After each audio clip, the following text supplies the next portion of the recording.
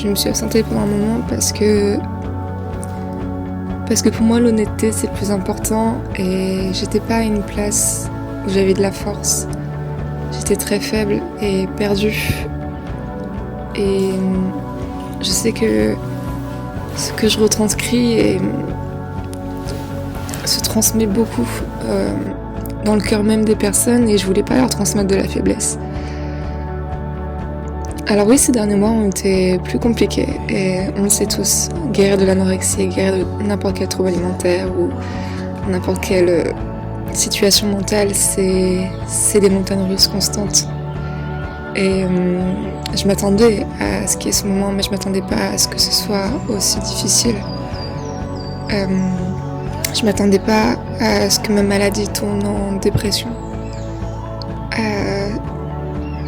À devoir m'isoler pendant des mois, à ne plus être capable de parler à qui que ce soit, de ne plus sortir, d'être perdue et de retomber dans tous mes travers, juste parce qu'en fait l'anorexie,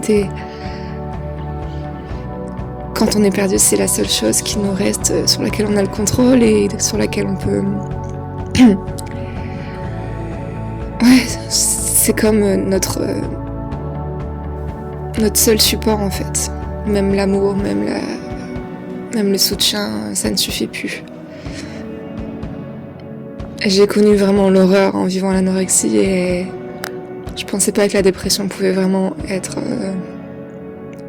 arrivé à un stade où ouais, c'est les deux mélangés, c'était vraiment pas une belle période, mais c'est rien. Parce que on est beaucoup comme ça à devoir toucher le fond pour revenir au final rebondir. Et c'est le cas. Et en fait, il se passe quelque chose d'assez incroyable et inexplicable. C'est que il arrive un moment où en fait la souffrance est tellement forte, on est tellement perdu qu'on ne sait plus quoi faire qu'en fait il ne nous reste plus beaucoup de solutions. Et il arrive un moment en fait où on commence à se dissocier de notre corps de cette maladie, de cette voix dans toute tête. Et on commence à ressentir de la rage. J'ai toujours évité de ressentir de la rage envers cette maladie. Éviter de m'en vouloir. Éviter de me dire que voilà, c'était de ma faute et que si je ratais toutes ces années, c'était de ma faute parce que je pouvais pas m'en sortir en me disant ça.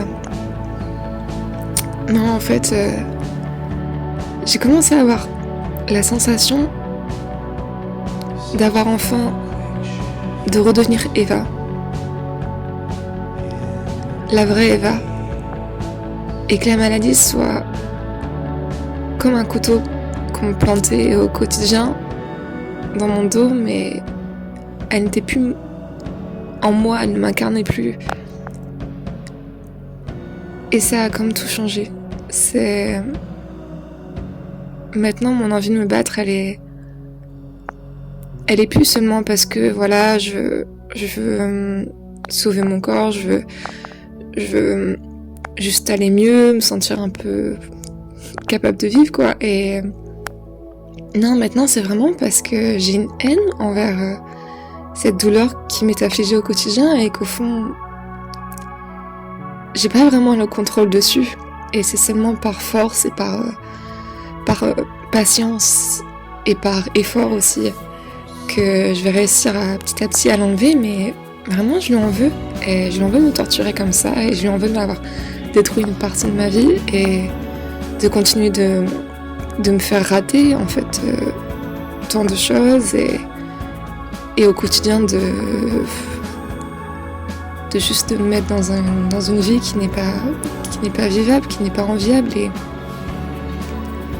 et en fait cette haine elle me fait du bien parce que elle me donne pas du tout envie de retourner vers elle. Elle me donne pas du tout envie de redonner raison à cette maladie. C'est comme une haine. En fait, je sais pas si c'est la haine de la maladie ou plutôt l'amour de moi-même en fait qui revient.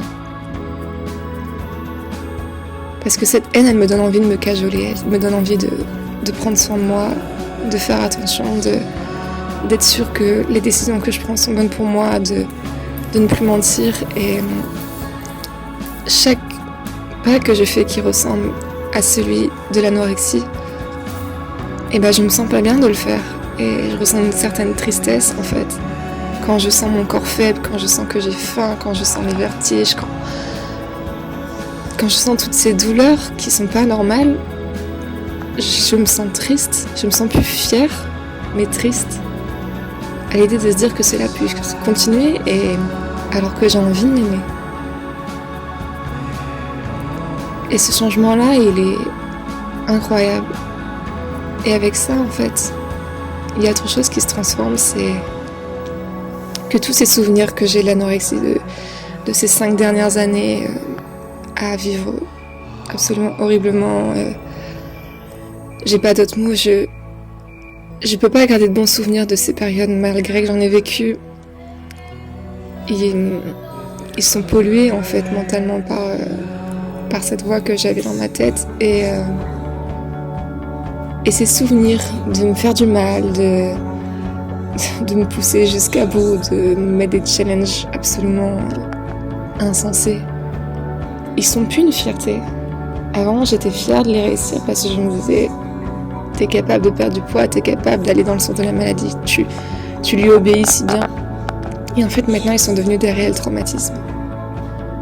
Je me surprends maintenant à faire des crises de panique quand j'entends quelqu'un parler de moi, parler à côté de moi de jeûne ou d'avoir sauté un repas. Je me surprends quand je n'ai plus la force sur mon tapis de sport à me revoir dans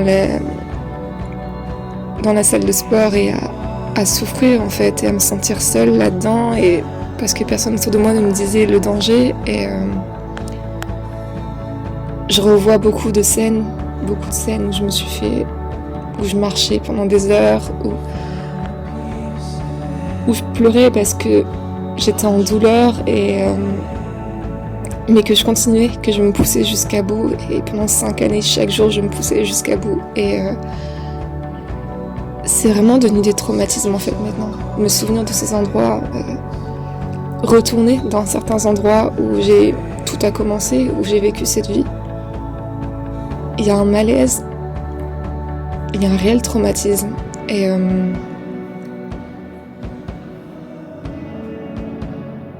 je pense que au final, on évite beaucoup de s'en vouloir pour tout ce qu'on a vécu. En fait, c'est pas s'en vouloir qu'on devrait faire, mais je pense que ressentir de la haine contre le mal qu'il y a en nous, on l'évite, mais au final, des fois, ça bloque tellement de choses. Parce qu'alors, on arrive à dissocier le vrai nous, celui qui veut s'aimer au fond, parce qu'on est né avec cet amour pour soi qui est absolument présent en chacun. Et commencer à avoir ce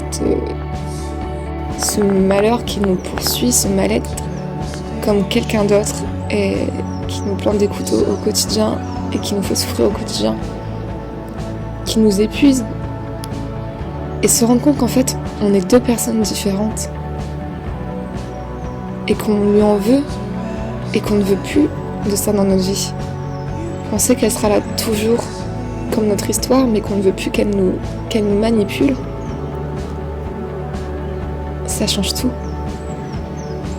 Et il est difficile de faire passer tous ces moments pour des traumatismes, parce que forcément c'est pas facile de vivre l'angoisse ou toutes ces peurs qu'on se retrouve à repenser à tout ce qu'on a vécu. Mais au final, parfois les traumatismes, ils nous servent à avancer. Ils nous servent à faire une croix sur le passé et à nous rendre compte qu'en fait, c'est pas ça la vie qu'on veut. Alors en fait, cette vidéo, elle est juste là pour vous prouver que guérir d'un mal-être qu'on a en soi, ça prend du temps. Ça demande beaucoup, beaucoup de patience. Mais qu'il faut jamais abandonner, qu'il faut toujours recommencer. Combien de fois j'ai touché le fond, combien de fois j'ai rechuté, et pourtant à chaque fois j'ai recommencé parce que abandonner en fait ça sert à rien. Et j'ai pas envie de donner la victoire à cette personne maintenant qui me fait souffrir. Non, non. La victoire, je la veux pour moi seule. J'ai envie de m'aimer et j'ai envie de prendre soin de moi. Et c'est ça que je me dis. Et ces traumatismes, je veux pas les surpasser, mais qu'ils soient des marqueurs de mon histoire et qu'ils me prouvent à quel point, en fait, la vie, elle est bien mieux sans cette maladie. Et je peux pas m'en vouloir de l'avoir eue. Parce que c'est une maladie mentale et on est plus ou moins destiné à l'avoir, mais au lieu de m'en vouloir à moi-même, j'en veux à cette voix dans ma tête. Et ça change tout. Et ça me fait me rendre compte qu'en fait, je peux reprendre le contrôle et lui dire fuck, tout simplement. Et juste, m'en sortir pour moi. Pas pour être l'anorexique guérie, mais juste pour Eva, parce que Eva, elle veut vivre, quoi. Alors, je suis épuisée, mais je recommence. Et si vous êtes épuisé, je serai toujours là pour vous aider à recommencer. Mais rien n'est jamais perdu. Et même si vous êtes dans la pire des souffrances, quand on touche le fond, rebondir, ça fait un bien incroyable. Ça vous fait rire. Ça vous donne une force incroyable. Et ouais. Faites le choix de cette expérience. Je serai toujours là pour vous.